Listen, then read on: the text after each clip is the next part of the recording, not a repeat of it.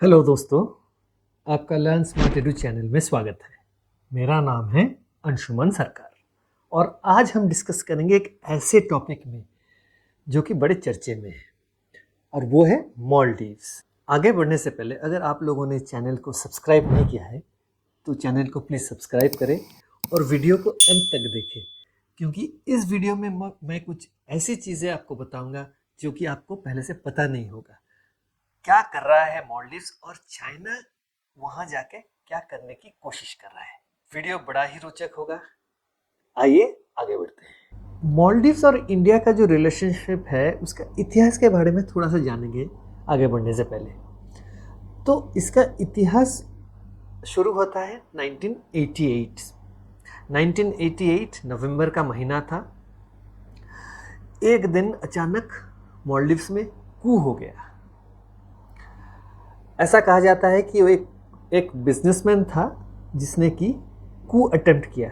उसने 200 terrorist higher किए थे श्रीलंका से और उनको माले बुला लिया था। तो नवंबर के एक दिन माले में वो आके घुस गए। घुसने के बाद क्या हुआ, उन्होंने रेडियो स्टेशन, टीवी स्टेशन और प्रेसिडेंशियल पैलेस पे कब्जा कर लिया। तब वहाँ प्रेसिडेंट हुआ करते थे मामून अब्दुल गयूम। तो वो छुपने चले गए। तो इमीडिएटली मालदीव्स के प्रेसिडेंट ने उनके एक मंत्री के थ्रू इंडिया फ़ोन करवाया कि हमें मदद की ज़रूरत है। तब इंडियन प्राइम मिनिस्टर ने डिसाइड किया कि हम मालदीव्स की मदद करेंगे। तो उन्होंने आर्मी चीफ से बात करी और एक ऑपरेशन का डिसीजन लिया गया। ये ऑपरेशन होगा ऑपरेशन कैक्टस। तुरंत फिर क्या हुआ, एनएसजी कमांडोज और आर्मी के जो पैराट्रूपर्स भेजे गए, उन्होंने मालदीव्स पे एयर ड्रॉपिंग करी। मालदीव्स के एयरपोर्ट को अपने कब्जे में लिया और धीरे धीरे जब इन टेररिस्ट को पता चल गया कि इंडियन आर्मी पहुंच गई है, उन्होंने एक शिप के ऊपर अपने पूरे लोगों को लेके भाग गए। उनका पीछा करके फिर इंडियन नेवी ने उनको इंटरसेप्ट किया और उनको फिर अरेस्ट किया गया था। वो बिजनेसमैन भी अरेस्ट हुआ था और सारे टेररिस्ट भी अरेस्ट हुए थे। इस तरह से ये जो कू अटेम्प्ट को भारत के सहायता से मालदीव्स में उसको फॉइल किया गया या ख़त्म किया गया। और तब से शुरू होती है ये जो मालदीव्स इंडिया का जो गहरा रिश्ता 1988 से शुरू होता है। फिर धीरे धीरे ये रिश्ता गहरा होता गया। 90 के दशक में पूरा जो है इंडिया ने मालदीव्स की सहायता करना शुरू कर दिया। इंडिया ने उनके पुलिस को ट्रेनिंग दी। फिर धीरे धीरे उनका जो इंफ्रास्ट्रक्चर है, जैसे कि बिल्डिंग्स, ब्रिजेस, एयरपोर्ट्स, उनको भी उन्होंने धीरे धीरे डेवलप करना शुरू कर दिया इंफ्रास्ट्रक्चर में। तो इसके चलते इंडिया ने हॉस्पिटल इस्टेब्लिश करने में मदद की, फिर टेक्निकल इंस्टीट्यूशंस इस्टेब्लिशमेंट करने की मदद की, फिर हॉस्पिटैलिटी और टूरिज़्म स्टडीज़ के लिए भी उन्होंने सहायता की, फिर technology adoption programme in education sector, जैसे कि उनके यहाँ एक वोकेशनल ट्रेनिंग प्रोजेक्ट को फुल्ली फंड किया। फिर उन्होंने मदद की national college for police and law enforcement, उसको इस्टेब्लिश करने के लिए। फिर high impact community development projects ये भी दिया, भारत ने मदद की। फिर इंफ्रास्ट्रक्चर एंड कनेक्टिविटी प्रोजेक्ट्स जो जैसे कि रोड्स हो, पोर्ट्स हो, इनको डेवलप करने में मदद करी। एयरपोर्ट को डेवलप करने में मदद की। फिर डिफेंस कोऑपरेशन और सिक्योरिटी कोऑपरेशन में ट्रेनिंग, इक्विपमेंट, इंफ्रास्ट्रक्चर सपोर्ट, ये सारी चीज़ें, जैसे कि वो सारी चीज़ें मालदीव के जो डिफेंस नेशनल डिफेंस फोर्स है उनको भी मदद करी। फिर ये जो काउंसिलर मैटर्स में भी पासपोर्ट असिस्टेंस वगैरह के लिए भी उन्होंने बहुत सारी चीज़ों में मदद करी। तो ये जो 80 के दशक में 1988 से जो भारत का जो रिलेशनशिप, फ्रेंडशिप जो शुरू हुआ, वो लगातार चलता रहा और एक गहरा रिश्ता जो बन गया, वो करीबन 2 दशक वो चलता रहा। फिर अचानक से क्या हुआ, उनके देश में जो पॉलिटिक्स में भी चेंजेस आने शुरू हो गए। अब राजनीति में जो कैसे फेरबदल हुआ, कैसे बदलाव आया, मैं बताता हूँ आपको। पहले क्या था, पहले मालदीव्स का था इंडिया फर्स्ट पॉलिसी। 2013 में अचानक से उनके पॉलिटिक्स में जो बदलाव आया वो था कि उनके यहाँ एक प्रेसिडेंट बने, उनका नाम था अब्दुल्ला यामीन। वो 2013 में प्रेसिडेंट बने नवंबर में। तो हुआ क्या ना, उन्होंने अपना जो इंडिया फर्स्ट पॉलिसी था मालदीव्स का जो नीति, उस पर बदलाव ले आया। उन्होंने क्या किया, कहा कि चाइना फर्स्ट पॉलिसी, हम चाइना की मदद लेंगे, हम इंडिया की मदद नहीं लेंगे। तो ये 2013 में उस वक्त शुरू हुआ जब चाइना अपना बेल्ट एंड रोड इनिशिएटिव का इंफ्रास्ट्रक्चर प्रोजेक्ट्स चारों ओर फैलाने की कोशिश कर रहा था। तो उसके चक्कर में उसने मालदीव्स को अपने तरफ खींचने की कोशिश की। उसने कहा कि तुम मेरे बेल्ट एंड रोड इनिशिएटिव में शामिल हो जाओ, मैं तुम्हें लोन दूंगा और तुम्हारे देश का डेवलपमेंट कर लूँगा। तो इसके चलते ये जो बेल्ट एंड रोड इनिशिएटिव के मामले में अब्दुल्ला यामीन ने क्या किया, उसमें शामिल हो गए। शामिल होने के बाद चाइना को कहा ठीक है, आप क्या कर रहे हैं, आप लोग आ जाओ मेरे यहाँ। फिर चाइना को उसने कहा कि मेरे एयरपोर्ट्स को डेवलप करो, मेरे यहाँ ब्रिजेस और रोड्स बनाओ, मेरे यहाँ हाउसिंग प्रोजेक्ट्स बनाओ। मैं एक बात इस बीच बताना चाहता हूँ कि अभी के जो प्रेसिडेंट है डॉक्टर मोहम्मद मुइज़ू, वो अब्दुल्ला यामीन के कैबिनेट में हाउसिंग मिनिस्टर हुआ करते थे। तो ये याद रखिए कि ना बाद में चल के आपको पता चलेगा क्यों मैं ये बता रहा हूँ। तो ये उसके बाद प्रधानमंत्री हमारे देश में बन गए, प्रधानमंत्री मोदी। तो उन्होंने देखा कि चाइना मालदीव्स में बहुत ज़्यादा इंटरेस्ट दिखा रहा है। फिर भी प्रधानमंत्री मोदी ने कोशिश की कि मालदीव्स के साथ अपना जो पुराना रिलेशनशिप चल रहा है उसको आगे बढ़ाया जाए, और उन्होंने भी उसी तरह से फंडिंग करना जारी रखा जो पहले गवर्नमेंट्स ने करा था। तो ये सिलसिला चलता रहा 2018 तक। अब 2018 में क्या हुआ, मालदीव्स में एक अपोजिशन लीडर हुआ करते हैं इब्राहिम मोहम्मद सोली। वो 2018 का इलेक्शन जीत गए और प्रेसिडेंट बन गए। उन्होंने क्या किया, इंडिया फर्स्ट पॉलिसी जो था मालदीव्स का वो वापस लेके आए और भारत के साथ जो संबंध जो है उनको बढ़ाना शुरू कर दिया।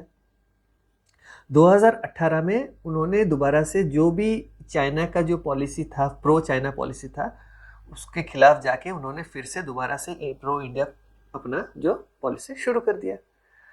2019 में प्रधानमंत्री नरेंद्र मोदी मालदीव्स भी गए थे और उसके बाद जो डेवलपमेंट का सिलसिला शुरू हुआ, भारत ने इतनी ज़्यादा असिस्टेंस दी कि बहुत तेज़ी से सारी चीज़ें बढ़ना शुरू हो गया। अब चाइना इस चीज़ से खफा था। चाइना का तो फितरत है कि इंडिया कभी सुख और शांति से रहे, वो नहीं चाहता। उसको सिर्फ ज़मीन चाहिए, देश के अंदर घुसे और देश में अराजकता फैलाए, ये सारी चीज़ें उसके डिक्शनरी में है। वो यही सारी चीज़ें करना चाहता है। क्यों ना, इससे क्या होगा, वो सोच रहा है कि वो दुनिया में एक बड़ा पावर बन के उभर के आएगा। ठीक है, कोशिश करता रहे, कोशिश करने में कोई हर्ज नहीं है। तो अब भारत के साथ मालदीव्स का संबंध अच्छे चल रहे थे, लेकिन धीरे धीरे उनके यहाँ और एक लीडर आए। उनका नाम था डॉक्टर मोहम्मद मुइज़ू। आपको याद है, ये जो उनके जो प्रेसिडेंट थे 2013 से 2018 के बीच, अब्दुल्ला यामीन, उनको क्या किया गया, उनको करप्शन के चार्जेस में उनको जेल भेज दिया गया था। अब जब इलेक्शंस दोबारा से हुए 2023 में, तो अब्दुल्ला यासीन को इलेक्शंस में खड़े होने की इजाज़त नहीं दी गई। तो उनका पार्टी मोइज़ू भी उनके पार्टी के साथ है, मिले हुए हैं। तो उन्होंने क्या किया, मोइज़ू को लीडर बना दिया। 2023 का इलेक्शंस हुआ, मोइज़ू जीत के आए और वो प्रेसिडेंट बन गए मालदीव्स के। अब बात यहीं से शुरू होती है। उनका जो पूरा कैंपेन था, ये जो मालदीव्स की इलेक्शन में 2023 के, उनके कैंपेन का टारगेट था इंडिया। उनके कैंपेन का जो स्लोगन था इंडिया आउट। इसके पीछे भी एक कहानी है। इसके पीछे ये कहानी है कि हमारे देश के 88 सोल्जर्स मालदीव्स में स्थानांतरित किए गए हैं। किस लिए किए गए हैं कि वहाँ भारत ने 2 हेलीकॉप्टर और एक डॉर्नियर एयरक्राफ्ट रखा हुआ है। किस लिए? वहाँ के सिविलियंस की मदद के लिए, कि हॉस्पिटल वहाँ। मालदीव्स क्या है? Maldives it's a cluster of islands, तो एक आइलैंड से दूसरे आइलैंड जाने के लिए तो वक्त लगता है। इसीलिए जब कोई इमरजेंसी होती है तो यही हेलीकॉप्टर्स यूज़ किया जाता है, किसी को अस्पताल पहुंचाने के लिए, किसी तरह का रिलीफ पहुंचाने के लिए, इन सारी चीज़ों के लिए। अब मोहम्मद मोइज़ ने क्या किया? उन्होंने कहा कि भारत ने इंडियन आर्मी को मालदीव्स में रखा है और ये सोली जो है इसके लिए इंडियन आर्मी मालदीव्स में है। अब उसने क्या किया? उसने कहा कि इंडिया आउट कैंपेन का मतलब ये जो इंडियन आर्मी जो है वो यहाँ नहीं रहेगी, वो यहाँ से हट के चली जाएगी। डॉनियर एयरक्राफ्ट का क्या यूज़ है? उसका यूज़ ये था कि जो पूरे मालदीव्स का जो मैरीटाइम जो बॉर्डर है उसके ऊपर नज़र रखना कि कहीं से कोई पायरेसी ना हो या कोई मालदीव्स के अंदर घुस ना आए। इसके कारण वो डॉनियर एयरक्राफ्ट का यूज़ था। अब मोइज़ू प्रेसिडेंट बन गए। बनने के बाद उन्होंने क्या किया ना? उन्होंने भारत से कहा कि तुम अपने यहाँ से जो ट्रूप्स है वो लेके चले जाओ। सिर्फ 88 सोल्जर्स हैं, वो भी सिविलियन कामों में लगे हुए हैं, लेकिन इन्होंने अपने लोगों को भड़काया कि इंडिया आर्मी रखा हुआ है और इसको भगाना है। प्रेसिडेंट मोहम्मद मोइज़ू का जो है मुखौटा धीरे धीरे खुलने लगा। ये जो भारत विरोधी जो गतिविधियां सामने आनी शुरू हो गई। अब जब प्रेसिडेंट बने वो इमीडिएटली वो उन्होंने क्या किया? वो चले गए टर्की विजिट किया उन्होंने। उसी दौरान just after being sworn in as the president of Maldives वो गए टर्की। एक्चुअली कॉन्वेंशन में ऐसा था कि हमारे देश के अगल बगल जितने भी देश हैं, जो भी प्राइम मिनिस्टर या प्रेसिडेंट जो भी बनते हैं अगल बगल के देशों में, वो पहला विजिट करते हैं भारत का, एक्सेप्ट पाकिस्तान एक ही एक्सेप्शन है जो जिसका प्राइम मिनिस्टर भारत नहीं आता स्वर्णिम के बाद। लेकिन ऐसे कॉन्वेंशन है, नेपाल हो, बांग्लादेश हो, भूटान हो, श्रीलंका हो, कोई भी देश हो, उसका प्राइम मिनिस्टर या प्रेसिडेंट भारत आता है। लेकिन ये पहले दफा इतने सालों में ये मालदीव्स के प्रेसिडेंट जो मोइज़ू वो गए टर्की विजिट करने। ठीक है, टर्की का पता है कि टर्की हमारे दुश्मन देश का बड़ा ही अच्छा दोस्त है, पाकिस्तान का दोस्त। तो ठीक है, उन्होंने पहला एंटी इंडिया स्टैंड उसी वक्त ले लिया। फिर आप लोगों को याद है इस साल जनवरी, जैसे कि न्यू ईयर्स के टाइम, याद नहीं आ रहा मुझे तारीख, जनवरी 4 तारीख के बीच हमारे प्रधानमंत्री जो है एक कुर्सी पकड़ी लक्षद्वीप के बीच में बैठ गए और वहाँ पे कुछ तस्वीरें बाहर आई। मोदी जी को तो आपको पता है, वो जहाँ भी जाते हैं ट्विटर के थ्रू अपना तस्वीरें पोस्ट कर देते हैं। पता नहीं क्या मिर्ची लगी इन मालदीव्स के मंत्रियों को। तीन एक होता तो फिर भी समझ आता था, 3 मंत्री जो थे उन्होंने अनाप शनाप बातें लिखी प्रधानमंत्री मोदी जी के खिलाफ ट्विटर में। बहुत ही भद्दे किस्म के उन्होंने वो लिखा था, क्लाउन भी शब्द का इस्तेमाल किया था उन्होंने। तो ये बात हो गई थी जनवरी में। तभी भारत का मिनिस्ट्री ऑफ एक्सटर्नल अफेयर्स ने मालदीव्स के एम्बेसडर को बुला के तभी उनको चेतावनी दी थी कि देखो ये सारी चीज़ें मत करो। तो जो भी हो, तब मालदीव से प्रेसिडेंट ने क्या किया, उन्होंने कहा कि ठीक है मैं इनको सस्पेंड करता हूँ। सस्पेंड ही किया, सिर्फ निकाला तो नहीं, सिर्फ सस्पेंड किया। ठीक है, वो हो गया। फिर क्या हुआ, उसी महीने मुइज़ू गए चाइना। तो मुइज़ू पहुंचे चाइना। चाइना पहुंचे अपनी पत्नी के साथ, साजिदा मोहम्मद के साथ। वहाँ पहुंचने के बाद आपको तो पता है, चाइना जितने छोटे देश हो, जो भी हो, उनको पहले तो खिलाएगा पिलाएगा, घुमाएगा फिराएगा, बहुत सारी चीज़ें दिखाएगा। और लॉलीपॉप जैसे दिखाते हैं वैसे ही दिखाते हैं, बच्चों को लॉलीपॉप जैसे दिखाते हैं वैसे ही दिखाता है वो। तो अब ये जब पहुँचे तो उनको एक रेड कारपेट सेरिमोनियल वेलकम दिया। कहाँ दिया? ग्रेट हॉल ऑफ पीपल में। वहाँ शी जिनपिंग और उनके पत्नी जो है वो भी थे। उन्होंने एक बैंक्वेट होस्ट किया उनके लिए। ये सारी चीज़ें हो गई। फिर उसके बाद, आओ बेटा आ जाओ, अभी हम लोग एग्रीमेंट साइन करते हैं।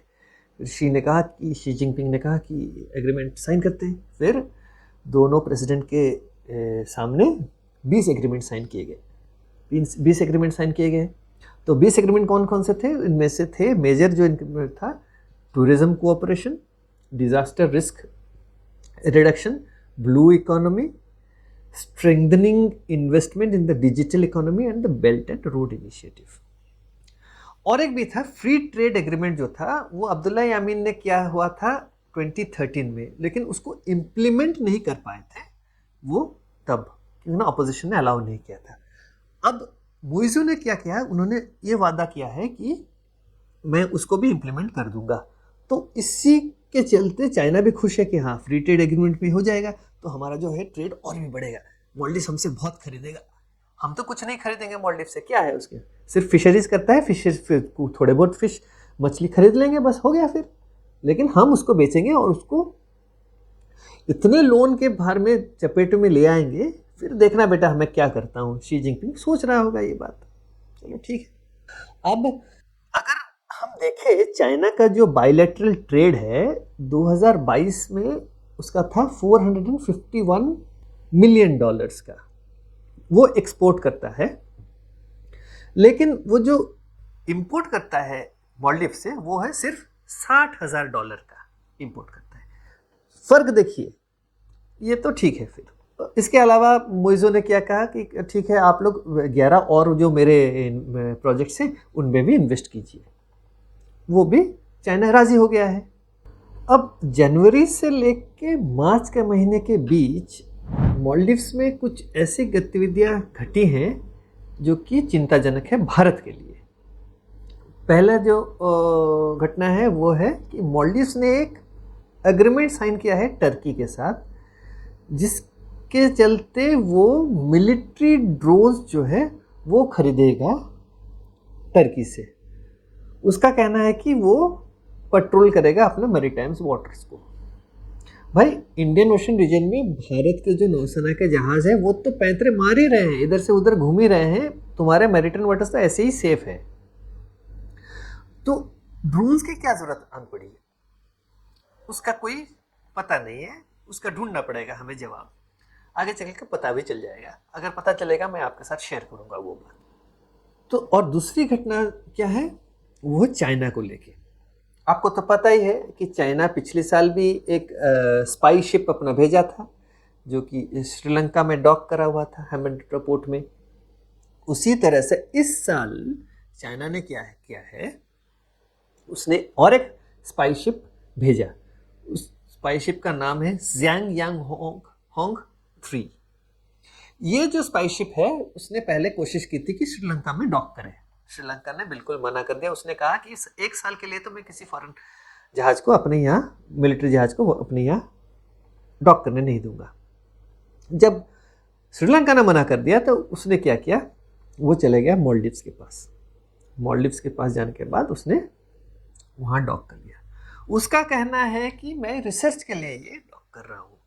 हालांकि गवर्नमेंट ऑफ इंडिया का ये मानना है कि वो जो स्पाई शिप है वो क्या करता है, वो जो समुद्र के नीचे का जो है टोपोग्राफी को स्टडी करता है। बिल्कुल वो इस तरह से करता है कि जो सबमरीन का मूवमेंट है उसका जो पाथ कैसे होगा वो डिटेली वो ड्रॉ कर रहा है ये इंडियन ओशन रीजन में। इससे क्या होगा, खुदा ना खास्ता अगर कभी फ्यूचर में किसी तरह का भी युद्ध हो तो वो अपने सबमरीन्स को कैसे छिपते छिपाते इंडियन ओशन रीजन से पार कराएगा, ये उसका मंसूबा है। अब श्रीलंका ने मना कर दिया, लेकिन मालदीव्स ने उसको डॉक करने की इजाजत दी और उसने रिसर्च की। लेकिन चाइना ने क्या कहा कि हम सिर्फ अपना जो है क्रू बदलने के लिए और दूसरे जो खान पान का सामान उसको लादने के लिए हमने वहां डॉक किया था। ये क्लियर हो गया कि मालदीव्स इंडिया के खतरा होने के बावजूद, इंडिया ने जताया भी था कि इंडिया को खतरा है इस बात से, लेकिन फिर भी उसने चाइना को अलाउ किया। ये दूसरी चीज हो गई। अब तीसरी बात ये हुई कि एक हमारे इंडिया के साथ एक मालदीव्स का एक एग्रीमेंट है, ये है कि हाइड्रोग्राफिक सर्वेस करता है इंडिया। तो अब इंडिया मालदीव्स के लिए हाइड्रोग्राफिक सर्विस करता है। अब मालदीव्स बोल रहा है कि तुम्हारे साथ अभी कोई एग्रीमेंट नहीं है, मुइज़ो ने कहा कि खत्म है तुम्हारे साथ एग्रीमेंट, अब मैं खुद अपना जो है हाइड्रोग्राफ सर्विस करूंगा और मैं अपना मशीनरी लेके आऊंगा, मैं करूंगा। इतने मदद देने के बाद भी उनको लग रहा है कि वो खुद से सब कुछ कर सकते हैं। ठीक, अच्छी बात है। ये किस लिए है? ये है क्योंकि ना मालदीव्स का जो एक्सक्लूसिव इकोनॉमिक जोन है उसके ऊपर नज़र रखने के लिए जो है ये सर्वे किया जाता है। तो उनको अपने से करना है तो कोई बात नहीं है, कर सकते हैं वो अपने से। अब चौथा पॉइंट ये है कि मालदीव्स ने मार्च 5 तारीख को इसी साल चाइना के साथ एक डिफेंस एग्रीमेंट साइन किया हुआ है। ये डिफेंस एग्रीमेंट का टाइमिंग आप देखिए। डिफेंस एग्रीमेंट का टाइमिंग ऐसा है कि प्रेसिडेंट मुइज़ो ने इंडिया से कहा कि तुम इंडियन जो 88 इंडियन सोल्जर्स है, मिलिट्री पर्सनल है, उनको तुम वापस लेके जाओ मई महीने के 10 तारीख के भीतर। देखिए, उसके बाद चाइना ने एक डिफेंस एग्रीमेंट किया है मालदीव्स के साथ। हालांकि डिफेंस एग्रीमेंट का कोई डिटेल्स उन्होंने दिया नहीं है, लेकिन हो सकता है कि कुछ सीक्रेट एग्रीमेंट्स हुए होंगे जहां पे उन्होंने मालदीव्स को मिलिट्री सहायता देने की बात करी होगी। आपको अगर पता नहीं है, जी जिनपिंग का एक ग्लोबल सिक्योरिटी इनिशिएटिव का एक आइडिया है जो वो सारे देशों के साथ वो साइन करने की कोशिश कर रहा है। ये जैसे कि बेल्ट एंड रोड इनिशिएटिव है, उसी तरह का एक एग्रीमेंट है जहां पे वो इस एग्रीमेंट में देशों के साथ ये एग्रीमेंट करना चाहता है जिससे कि एक देश उसके ऊपर निर्भर हो जाए सिक्योरिटी के लिए। ये वो उस एग्रीमेंट में देशों को अपने मुट्ठी में रखना चाहता है। तो इसलिए ये जो मालदीव्स और चाइना का जो डिफेंस एग्रीमेंट है, इंडिया के पॉइंट ऑफ व्यू से बहुत चिंताजनक है। अब बात यहां आके पहुंच रही है कि चाइना का इंटरेस्ट क्या है मालदीव्स में। क्या ये उसको लोन के चपेटे में लाना चाहता है और इतने लोन में उसको डुबा देना चाहता है कि अल्टीमेटली वो मालदीव्स अपना घुटने टेक दे चाइना के सामने। अब मालदीव्स का जो है लोन है चाइना को देने वापस करने हैं, वो है 1.37 बिलियन डॉलर्स का। ये पूरा जो उसका जो पब्लिक डेट है जो मालदीव्स का, उसका 20% बनता है। और वर्ल्ड बैंक का डाटा जो बोल रहा है चीन जो है, चाइना जो है, वो सबसे बड़ा लेनदार है मालदीव्स का। उसके बाद आता है सऊदी अरेबिया, उसके बाद आता है इंडिया। सऊदी अरब और इंडिया का बहुत ही कम है। सऊदी अरेबिया का है 124 मिलियन डॉलर्स और भारत का है 123 मिलियन डॉलर्स, बहुत ही कम है। जबकि वो है 1.37 बिलियन डॉलर्स का। ये देखिए फर्क, देखिए चाइना कैसे इतने लोन देके उसको ऑलरेडी डुबोने की कोशिश कर रहा है। ये उसने कब शुरू किया था? ये जब मालदीव्स राजी हो गया कि ये बेल्ट एंड रोड इनिशिएटिव में मैं शामिल होऊंगा, तो ये सिल्क रूट का जो है चाइना का, जो यहाँ से चाइना से निकलेगा, यहाँ स्टॉपेज होगा मालदीव्स में, फिर उधर यूरोप की तरफ चले जाएगा। तो ये सिल्क रूट का एक उसका स्टॉपेज पॉइंट है, ये बात है। तो उसके अलावा चाइना बताने की कोशिश कर रहा है कि देखो, मैं तुम्हारा जो नेशनल सॉवरेनिटी है, इंडिपेंडेंस है और नेशनल डिग्निटी है, ये तुम्हें बचाने की मैं कोशिश कर रहा हूँ। क्योंकि उसको लग रहा है कि भारत जो है वो इंटरफेयर कर रहा है मालदीव्स के इंटरनल मैटर्स में, जबकि भारत का कोई इच्छा ही नहीं है। भाई, एक देश जो कि 5 लाख का पॉपुलेशन है, वो भी आइलैंड नेशन है, क्लस्टर ऑफ आइलैंड्स। हमारा एक छोटा सा जो कस्बा भी है, कि एक शहर है, छोटा शहर, उसका भी जो पॉपुलेशन है 5 लाख से ऊपर है। हम उस देश में घुस के करेंगे क्या? चाइना तुम्हारा कुछ और हो सकता है मंसूबा, भारत का ये मंसूबा नहीं है। हमारी उनके साथ दोस्ती है। ऐसे ही हम अपने अगल बगल के देशों के साथ दोस्ती रखते हैं, उनकी मदद करते हैं। भारत का यही है, वासुदेव कुटुंबकम में हमारा नीति है। ठीक है, अब वो बात हो गई। अब IMF और वर्ल्ड बैंक ने भी कह दिया है मालदीव्स को, भाई देखो, तुम अगर ज्यादा लोन लोगे चाइना से, तुम्हारा हाल श्रीलंका जैसे हो जाएगा। अब मालदीव्स के ऊपर डिपेंड करता है कि वो क्या करेगा। वो लोन के चपेटे में आना चाहता है कि क्या करना चाहता है। और एक महत्वपूर्ण बात हुई थी जनवरी के महीने में, जब मोइजू गए थे चाइना।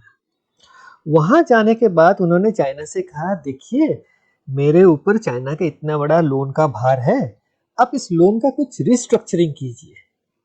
तो चाइना ने कहा कि ठीक है, हम क्या करेंगे, 5 साल के लिए तुम्हारा ये जो लोन है तुम हमें लौटाओ। 5 साल हमें ये लोन की भरपाई शुरू करना। टाइमिंग देखिए, मोइजू 5 साल के लिए प्रेसिडेंट बने हैं। चाइना को पता है कि 5 साल बाद ये आदमी फिर से प्रेसिडेंट बनेगा कि नहीं बनेगा, इसका कोई भरोसा नहीं है। तो अगर ऑपोजिशन कोई पार्टी जो कि इंडिया के साथ दोस्ती करेगा, वो प्रेसिडेंट पावर में आ गया मालदीव्स में, तो फिर क्या करेगा चाइना? इसी लोन को फिर मांग बैठेगा, भाई वापस करो हमें। तो चाइना का जो है आइडिया इसी तरह से माइंड गेम्स खेलता रहता है और देशों को प्रेशर में डाले रखता है। तो मोइजू इसमें फंस गए हैं। अब ऐसा लग रहा है कि प्रेसिडेंट मोहम्मद मोइजू कठपुतली बन के रह गए हैं। जी हाँ, मैं जो बोल रहा हूँ उसके मैं कुछ कारण भी दूंगा। कारण क्या है मैं बताता हूँ आपको। आपको याद है जब प्रेसिडेंट बने वो गए थे टर्की। अब टर्की क्या है? टर्की है पाकिस्तान का दोस्त, टर्की है चीन का दोस्त, पाकिस्तान का दोस्त। और टर्की चाहता है कि टर्की पाकिस्तान को सपोर्ट करता है कश्मीर इशू पे। वो हर चीज में पाकिस्तान का सपोर्ट करता है। चीन और टर्की दोस्त हैं और पाकिस्तान और चीन भारत का अच्छा नहीं चाहते हैं, वो दुश्मनी मोल लेना चाहते हैं। तो अब टर्की, चीन और पाकिस्तान, उन्होंने मालदीव्स को अपने साथ खींच लिया हुआ है। उनको लग रहा है कि मालदीव्स के जो प्रेसिडेंट है मोइजू, उसको प्यादे के तरफ इस्तेमाल करेंगे भारत के खिलाफ। ये मेरा पहला रीज़न है। दूसरा रीज़न ये है, टर्की क्यों सपोर्ट कर रहा है मालदीव्स को और क्यों मालदीव्स का सपोर्ट चाहता है। मालदीव्स एक इस्लामिक देश है, टर्की भी एक इस्लामिक कंट्री है। 99% ऑफ द पॉपुलेशन, 95% से ऊपर तो पॉपुलेशन उसका भी इस्लाम फॉलो करते हैं। अब उसका जो प्रेसिडेंट है एर्दोगन, वो चाहता है कि टर्की को एक अमीरत बनाए और उसका वो अमीर बने। आपको याद है अगर आप टर्किश हिस्ट्री को पढ़ेंगे तो मिडिएवल एरा में एक ऑटोमन एम्पायर हुआ करता था जो कि टर्किश रीजन से ऑपरेट करता था। उसके अंडर बाल्कन रीजन यूरोप का हुआ करता था। तो तो बड़ा ही वास्ट रीजन था जो कि ऑटोमन एम्पायर के अंडर था। तो एर्दोगन को लग रहा है कि वो एक अमीर बन जाएगा, अमीर बन के अपना सल्तनत का वो राजा बने के वो रहेगा, और वो एक इस्लामिक खलीफा जैसे होता है वैसे बन के रहेगा। ये उसका मंसूबा है। अब तीसरा मंसूबा है जो है वो चाइना का है। चाइना क्या है, उसका अपना खुद का एम्बिशन है। वो चाहता है कि वो सुपर पावर बने और कंट्रोल करे। वो चाहता है कि वो साउथ चाइना सी को कंट्रोल करे, वो यहाँ इंडियन ओशन रीजन को कंट्रोल करे, और उसके चलते उसने एक स्ट्रिंग ऑफ पर्ल्स का प्रोजेक्ट भी चला हुआ है अगेंस्ट इंडिया, जिसको इंडिया को अपने जो दोस्त इंडिया के अगल बगल के जो देश है उनके साथ दोस्ती करके इंडिया को घेर के रखेगा वो। ये एक उसका मंसूबा है।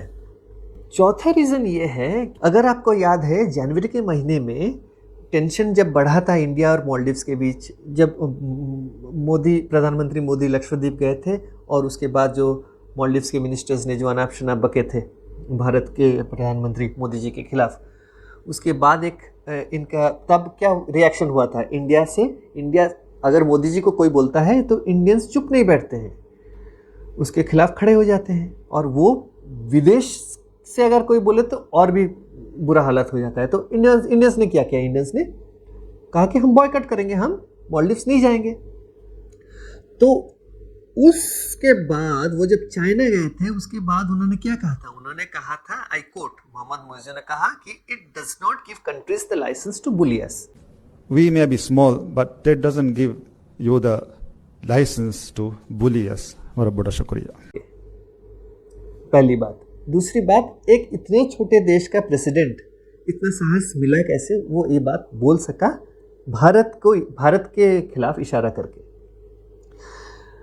क्यों? क्योंकि ना उसको लगा कि मेरे पीछे बड़े देश खड़े हैं, चाइना खड़ा है, टर्की खड़ा है। अरे भाई, तुम्हारे साथ अगर चाइना खड़ा है, टर्की खड़ा है, पाकिस्तान खड़ा है, भारत के साथ प्रधानमंत्री मोदी के साथ पूरी अरब वर्ल्ड खड़ी है भाई, ये क्या कर सकते हो तुम? और हमें पता है कि चाइना मुसलमानों के साथ क्या ज्यादती करता है। जिंगजेंग प्रोविंस अगर कोई जाएगा तो वहाँ दिखेगा कि कोई एक मस्जिद भी खुला नहीं है, कहीं पे भी किसी मस्जिद में वो नमाज नहीं पढ़ सकते हैं। वो तो अलग बात है, चाइना प्रॉपर मेनलैंड में बीजिंग शहर में भी कोई रोज़ा नहीं रख सकता। ये हालत है मुसलमानों के, और ये भाई साहब चले चाइना से सपोर्ट लेने। चाइना के मंसूबे कुछ और है, ये अगर ज़्यादा जल्दी समझ नहीं आ रहा है उनको तो उनकी भी हालत बहुत बुरी होने वाली है। ये चाइना पूरा दबोच बैठेगा मालदीव्स के ऊपर। अब इतने सब होने के बाद आपको क्या लगता है भारत चुप बैठेगा? बिल्कुल नहीं। फरवरी में हमारा बजट पास हुआ, इंटरिम बजट है फिर भी पास हुआ। उसमें क्या दर्शाया गया? उसमें दर्शाया गया कि मालदीव्स के लिए जो एड है हमारा, उसमें 22% की कटौती होगी। अब मालदीव्स को सिर्फ 600 करोड़ रुपए मिलेंगे। ये होगी पहली बात। दूसरी बात है, अभी फिलहाल मार्च महीने की क्या हुआ, लक्षद्वीप के मिकोय आइलैंड में हमारा एक नया नेवल बेस तैयार हो गया है। ये जो है, ये जहाँ पे नेवल बेस तैयार हुआ है वहाँ से हमारा जो नेवी के जहाज़ बैठा हुआ है वो सिर्फ और सिर्फ 80 नॉटिकल माइल्स है मालदीव्स से। तो अगर चाइना वहाँ बेस बना रहा है तो उस पर नज़र रखने के लिए सिर्फ हम 80 नॉटिकल माइल्स दूर बैठे हुए हैं। जहाज़ तो तैनात है इंडियन ओशन रीजन में, वो बात अलग है, ऊपर से सैटेलाइट्स भी है। ऐसा नहीं है कि हम भी बिल्कुल बगैर कुछ टेक्नोलॉजी के हम बैठे हुए हैं। तो भारत का नज़र जो चाइना की जो गतिविधियां हैं मालदीव्स में, बिल्कुल चील की तरह नज़र डाला हुआ है। ये बात हो गई। अब पिछले हफ्ते आपको अगर याद होगा, हमारे जो एक्सटर्नल अफेयर्स मिनिस्टर है एस जयशंकर जी, उन्होंने क्या कहा? उन्होंने कहा कि big bullies don't provide 4.5 billion to neighbours. Change today in this part of the world is what has happened between India and its neighbors. India is perceived as the big bully. You know, big bullies don't provide $4.5 billion. when the neighbors are in trouble. जनवरी की बात थी जब इशारों इशारों में मुइज़ ने कहा था कि भारत हमारा हमें बुली कर रहा है। कोई चीज भूलते नहीं है। जयशंकर जी ने क्या कहा? उन्होंने कहा big bullies don't provide 4.5 billion to neighbours, dollars to neighbours. इसका मतलब हमारे जो नेबर्स हैं उनके लिए हम 4.5 बिलियन डॉलर्स का एड हमने कर रखा है कि हम देंगे। तो अगर हम बुली होते, हम चाइना की तरह नहीं होते कि हर चीज में जाके घुसते, हर चीज में घुसेंगे, वैसी बात हम नहीं करते हैं। हम एड देते हैं for the overall development of a nation. हम चाहते हैं कि हमारे आस पड़ोस जो है हमारे साथ ग्रो करें, जिससे कि हमारे साथ साथ उनका भी बिजनेस जो है वो ग्रो करेगा। ऐसा नहीं है कि हम सिर्फ एक्सपोर्ट करते रहेंगे, हम उनका कोई डेवलपमेंट नहीं चाहते हैं। ये बात से हमें ये और एक चीज़ प्रमाण मिलती है कि जयशंकर जी और इंडिया बिलीव करते हैं forgive but do not forget. भाई माफ़ करेंगे लेकिन तुम्हारी गलतियां हम नहीं भूलेंगे। गलतियां करते जाओ, हम उस पे भी हम नज़र रखे हुए हैं। अब ये सारी बातें एक करने के बाद हम एक निष्कर्ष पे पहुंचने की कोशिश करते हैं कि क्या चाइना मालदीव्स के ऊपर इन्फ्लुएंस कर सकता है भारत को अलग करके? मुझे नहीं लगता ये कर सकता है, क्योंकि ना भारत और मालदीव्स के बीच जो हमारा जो कल्चरल जो आदान प्रदान है ये युगे युगे से है। हमारे यहाँ एथनिक हो, लिंग्विस्टिक हो, कल्चरल हो, रिलीजियस हो, ये कमर्शियल हो, सारी जो रिलेशनशिप है बहुत ही मजबूत है। पीपल टू पीपल कनेक्शन जिसे बोलते हैं वो हमारे बीच में है। और उसके अलावा भारत देश जो है सबसे बड़ा जो देश है मालदीव्स के बगल में ही है, तो हम सबसे नज़दीक है। और उसके अलावा भारत ने कू की बात तो छोड़ दीजिए, वो मिलिट्री जो भेज के उनको कू से बचाया था वो अलग बात है। नेचुरल डिजास्टर्स, 2 सुनामी हुए थे मालदीव्स में, और 2 सुनामी के वक़्त India was the first responder to Maldives. India ने सबसे पहले सहायता भेजी थी मालदीव्स को। तो मुसीबत के वक्त भी भारत ही खड़ा होता है। दूसरी बात, India was the first nation to provide free vaccines to Maldives during the कोविड-19 आउटब्रेक। फ्री वैक्सीन्स, ये भी एक बहुत बड़ी बात है। कौन करता है इस युग में? फिर भी हम तो करते हैं। हमने बहुत सारे देशों को फ्री वैक्सीन्स मुहैया की है। क्या कोई हमारा मतलब है? कोई नहीं है। फिर भी हमने की, क्या हुआ है? इसीलिए क्या भारत को ओवरलुक करके मालदीव्स चाइना के साथ रिलेशनशिप बढ़ा सकता है? ये पहली बात, सोचने वाली बात है। दूसरी बात है, ये जो पीपल टू पीपल कांटेक्ट होता है ना, ये बहुत महत्वपूर्ण होता है हर देश में। और हमारे जो लोग हैं, बहुत ज़्यादातर लोग, हमारे भारत के लोग मालदीव्स में काम करते हैं, उनके डेवलपमेंट में हाथ बटाते हैं। तो डॉक्टर्स हो, नर्सेस हो, टीचर्स हो, भारत से ही हैं। और वहाँ के जो बच्चे हैं वो भारत आके पढ़ते हैं। बहुत ज़्यादा हायर एजुकेशन के लिए वो आते हैं इंडिया पढ़ने के लिए। एक बात ये हो गई। और आपको क्या लगता है, चीन व्यापार करेगा? Will the Maldivians learn Mandarin to do business with China? आपको लगता है वो चीन की भाषा सीखेंगे चीन के साथ व्यापार करने के लिए? कभी नहीं। और China has a long history of snooping over citizens of Nations they do business with. China उसी देश में जासूसी करता है जिस देश में वो बिजनेस करता है, जिस देश में उसी देश के लोगों के ऊपर वो जासूसी करता है। And this is a very big thing. People should always be concerned about this China. So China is in a hurry to convert Maldives as their military base in the Indian Ocean region. वो चाहता है कि एक military base बनाए वो मालदीव्स में, लेकिन now it is for the people of Maldives. Let's see if the people of Maldives want China in their country to build a military base and create all sorts of problems for themselves. That the time will only speak. आगे आगे देखिए होता है क्या. तो इसके साथ मैं इस वीडियो को यहीं पे समाप्त करता हूँ. वीडियो पूरा देखने के लिए बहुत बहुत धन्यवाद. ऐसे ही मैं एक दूसरे वीडियो के साथ जल्दी वापस आऊँगा. तब तक के लिए bye bye and take care.